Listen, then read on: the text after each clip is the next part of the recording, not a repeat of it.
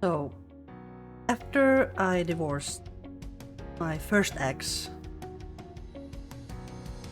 I rethought my entire life. It was all about what I wanted, what I needed, and the biggest thing of that was I wanted to move from Iceland.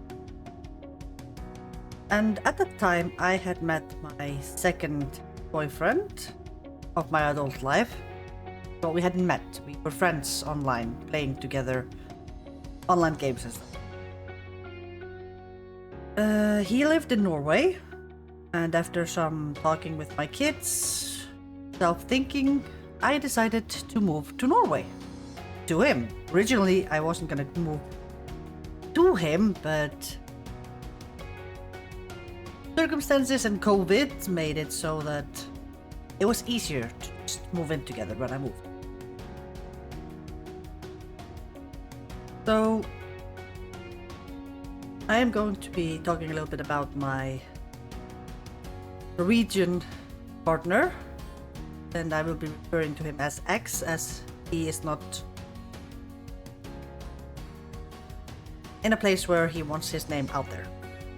So, we met playing Minecraft together, and shortly after my divorce, it developed feelings. So, we started talking a lot before I moved. We were talking daily, we were playing together, and when I moved, we moved into the apartment I am currently sitting in.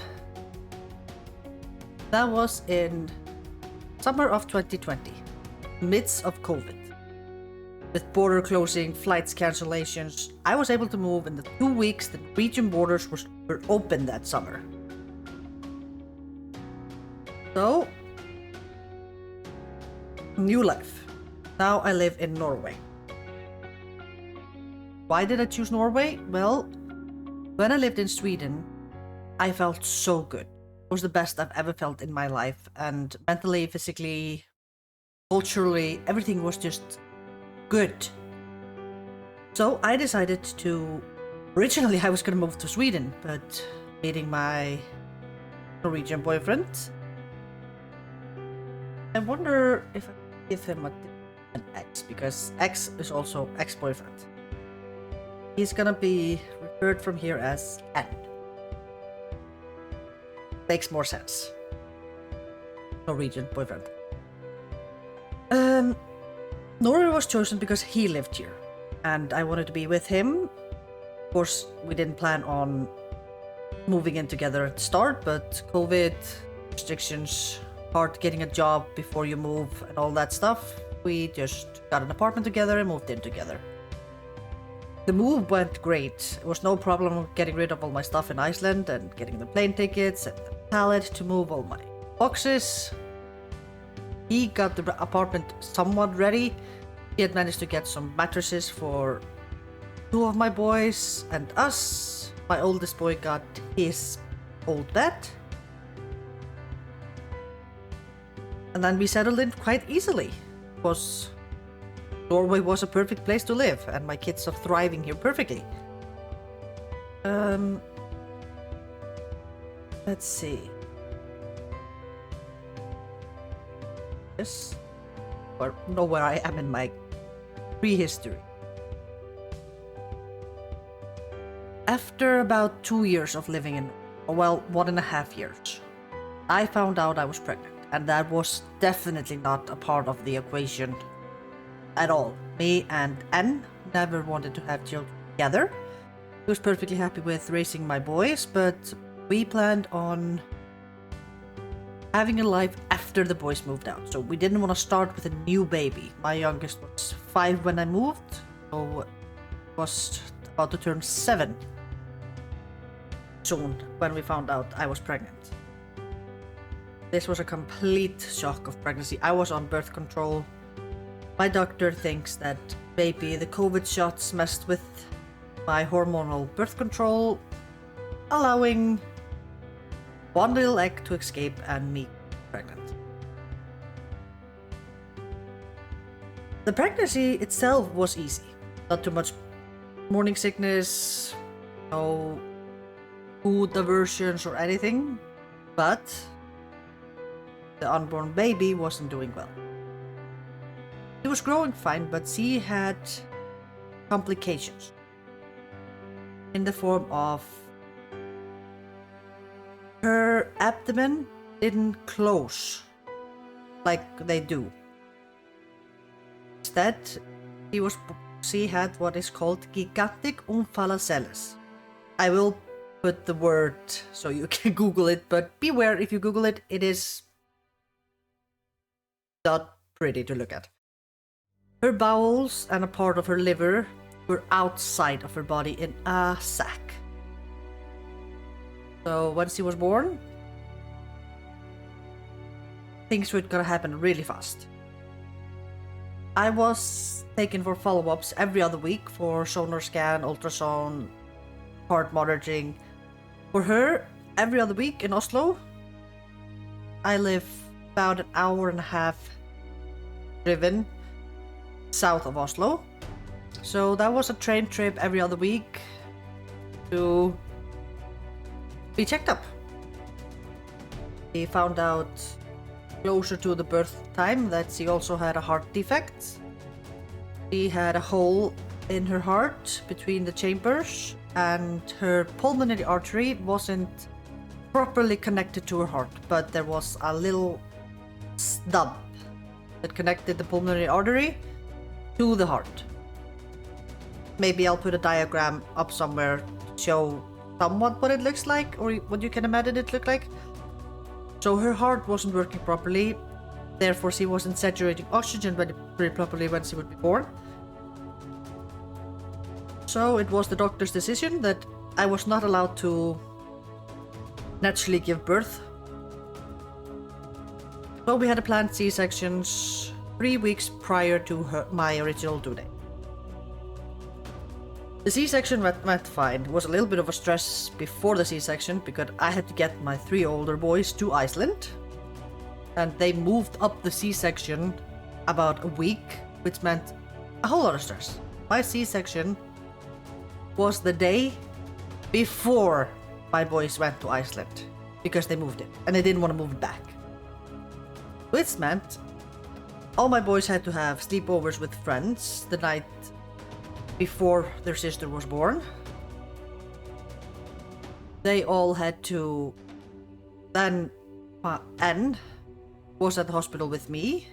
Then he had to go home after the birth, pick up the boys, stay one night with them, then take the bus to the airport to get them on the flight, and then come back to the hospital. It was a whole chaos instead of just sticking with the original C-section date.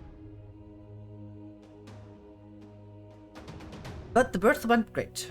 C-section was easy and everything, but she was whisked away right away for her first operation, which was to put a backpack on her bowels and liver to slowly push everything back in.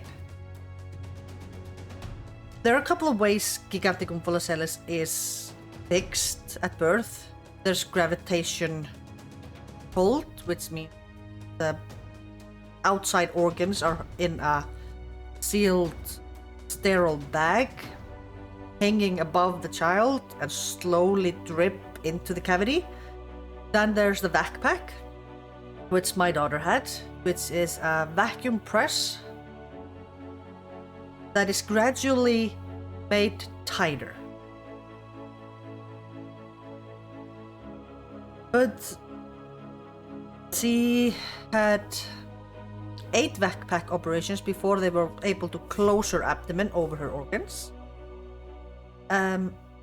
Then she had to stay in the NICU, in the PICU, Then we moved to our local hospital after 1.5 months in Ríkishospital, where all her amazing surgeons are.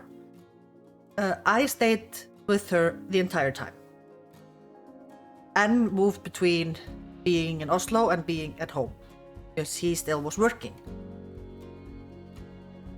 So we had Ríkishospital has a parental unit like a parental hotel where parents of children in the hospital can stay if they cannot stay in the room with the child. And in NICU and PICU, you can't stay with the child. So you have parental room. Then, after 1.5 months, we moved to our local hospital, where gradually we got more responsibility in taking care of her, as we were preparing to go home. We were there for a week before going home. Shortly after we came home, my boys came back. During her hospital stay in the first 3 months, she had 10 operations. 8 to close her abdomen, 1 to put back a vac plaster because she got an infection, and then again to take away the vac plaster and close her up again. That's her birth story. So after getting home, we had to take care of everything. There was no longer machines keeping an eye on her saturation or medicine for her pain or anything. So she was getting a little bit of medicine and a little bit of like heart medicine, pain medicine, gastro medicine through a nasal sonde that she had. Because she also needed milk and she couldn't drink. She got too tired to drink from a bottle or the breast or whatever. Because of her heart problems, she got too tired and too exhausted to be able to get a full meal. So she was on a sonda feed. First breast milk and then formula or like special sonda high calorie milk product. She's born in June, and in January she had a hernia operation and a pec insert, which means she had a little button put on her abdomen that goes straight into her stomach, so she got rid of her nasal tube. That made things a lot easier because at that age she was ripping that tube out constantly, meaning I had to put it back again and again and again. Annoying and uncomfortable for her. So with GastroPack, it was much easier. It was just opening up a little button, plugging the tube in, and everything's fine. She had a hernia operation, which means they tightened her abdomen a little bit. Or her stomach muscles are not connected over her abdomen because she was born with the abdomen open. They sit to the side. So she has a big abdominal hernia. It was partially contracted. She was 6 months. When she was 10 months about, she got an infection in her hernia scar area, which required another surgical intervention. Because her first hernia repair, they put a patch underneath where they showed her shot. That patch got infected, which meant that they had to go back in, take out and clean out all the patch, and close her again without anything under. And she had backpack again, a smaller version, home pack, which had a plaster and a pressure pump connected to her. So she basically was connected to a battery constantly. And I would change this plaster regularly, and she would also go to the hospital to have it changed every other week. And it took about 6 weeks for that to fully heal and close and be able to plaster free. Just in time for her heart operation. That was operation number 14, I believe. Don't have full count of them. I have it written down somewhere. But her heart operation was a 5-hour operation where it was done in the summertime. My boys were in Iceland at that time again. He was 1. And again, I stayed with her at the hospital in the parental unit while she was in NICU, no, PICU. Or PICU. I think she was in PICU. Pediatric intensive care. And yeah, he was there for a couple of days, waking up from the narcosa, follow up where the heart is pumping properly. In that operation, they connected her pulmonary artery to her heart and took the little stop away, along with almost closing the hole in her heart. After that, she had to have a lot of follow-ups, but the heart operation went great. Her saturation went from 82 at a normal day to 98 at a normal day. I have a saturation meter here at home, so if she's sluggish, bluish, or unlike herself, I test her saturation. There have been 2 occasions where she had to be rushed to the hospital because of her saturation drop. Both times she had an infection that needed to be attacked. But she is doing now absolutely perfectly. We just recently had her gastropag removed because she is now eating properly, normally, everything that she's supposed to, and gaining weight as a normal child should.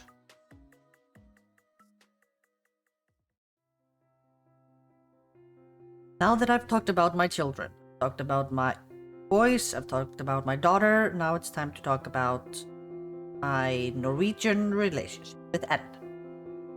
I moved in with him when I moved to Norway in 2020, and things were great to start with. After we found out I was pregnant, because it was not in the plan for us, we did not plan it, we did not mean to, he spiraled down. And over the next 3 years, started to drink more and more and more. And strong drinks, talking with vodka. And we're talking about downing half a liter to a liter in a matter of hours. Therefore, I tried my best to get him to seek help, to stop. I took financial control of the home as much as I could, but I cannot pilot a grown-ass adult. So it was in New Year's between 2024 and 2025 where I reached my breaking point on patience. And start of 2025, I told him he needed to move out and sort his shit out. Go into rehab, he needed to fix his life, he needed to stop drinking and get a job again, because he had lost his job due to the drinking.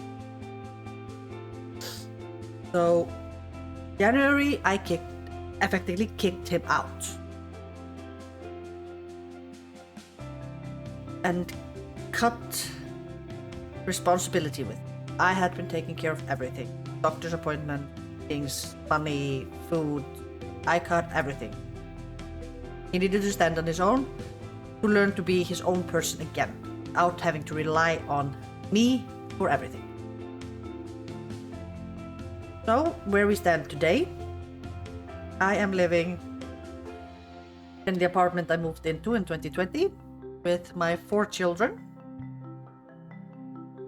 My oldest boy, Garðar, my middle boy, Brynjar, my youngest boy, who is 10 now, doesn't want his name out, by the way. So we have Garðar, 15, we have Brynjar, 12, we have youngest boy, 10, and we have my daughter, Leandra, which is turning 3 this summer. We are living in this apartment. We Love it here. The kids are going into school and preschool, and life is easy, calm, and as a life should be.